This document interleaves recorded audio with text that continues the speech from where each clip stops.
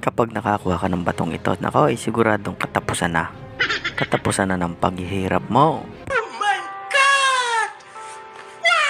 Yun! Isang magandang buhay na naman sa inyo. Welcome back sa ating munting channel.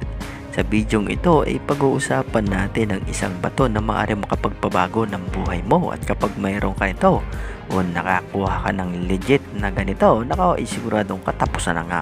Katapusan na ng paghihirap mo. Kaya naman kapag nakakuha ka nito ay siguradong ikaw ay magiging ganap na milyonaryo. So ayun, bago tayo magpatuloy, kung ikaw ay hindi pa nakasubscribe, ay pindutin mo na ang subscribe button at notification bell para isa ka rin sa unang makakapanood kapag mayroon tayong bagong upload. So ayun na nga, kayo ay mahilig sa mga rare o sa mga mutya, alam nyo ga na mayroong isang bato o mutya o perlas na nagkakahalaga ng milyon. So bukod sa mutya ng langgam kapag legit ay nagkakahalaga ng milyon, meron pang isang mutya na nagkakahalaga rin ng mas higit pa sa 1 milyon.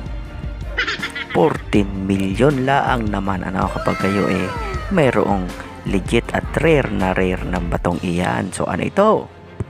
So ito yung bato na makukuha mo sa loob ng isang sea snail, o yun yung malaking sea snail o tinatawag na melo sea snail, o ang tawag ng iba zebra sea snail, sapagkat yung niya ay parang zebra o ganere.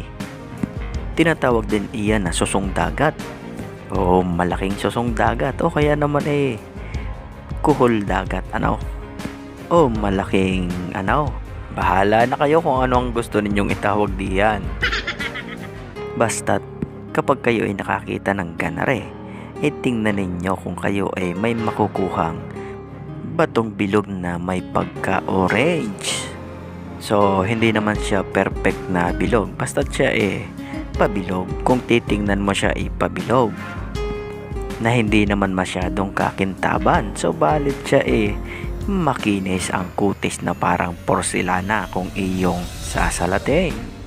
Mas makinis pa sa kutis ng iyong misis. So ayun na nga, paano mo naman malalaman na legit ang batong iyan? Siyempre kapag iyan ikaw mismo nakakuha sa loob ng melo snail.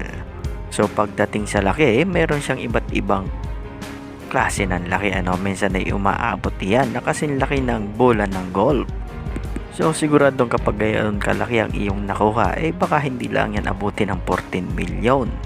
At pagdating naman sa tigas, mas matigas siya sa pangkaraniwang perlas. So balit hindi naman siya titigas na tulad ng diamante o kaya naman batong omo. Kaya naman kapag nakakuha kayo ng ganyan, o kaya mismo nakakuha, wag na ninyong susubukin ang kanyang tigas. Wag na ninyong iisiping martilyohin, sapagkat kapag iyan ay nabasag, sayang naman. Kikita ka sana dyan ng malaki-laki kapag iyan pinili sa inyo ng mga pearl collector. So ayun na nga, bakit naman ito nagkakahalaga ng sobrang mahal, o maabot nga ng 14 million pesos, at pa nga higit pa depende sa laki. So kung ang mga talaba o tahong o mga kabibi mayroong mutya at ang iba dyan kinukulture upang magkaroon ng mutya sa loob, kakaiba ang melo snail na ito, sapagkat ito hindi nakukulture upang magkaroon ng perlas sa loob. Kaya naman ang pagkakaroon nila ng mutya o ng pearl sa loob nito natural o gawa ng kalikasan. Kaya naman ito pinipresyuhan ng mga kolektor ng mga 10 hanggang 14 na milyon, depende sa klase at sa pagka-rare nito. Ano pang hinihintay mo, kaibigan? Umpisan mo nang maghanap ng ganito upang pagdating ng 2022, kapag kayo ay nakakuha nito, ay siguradong katapusan na ng paghihirap mo, para kang nanalo ng jackpot sa loto. Bigla kang magiging milyonaryo.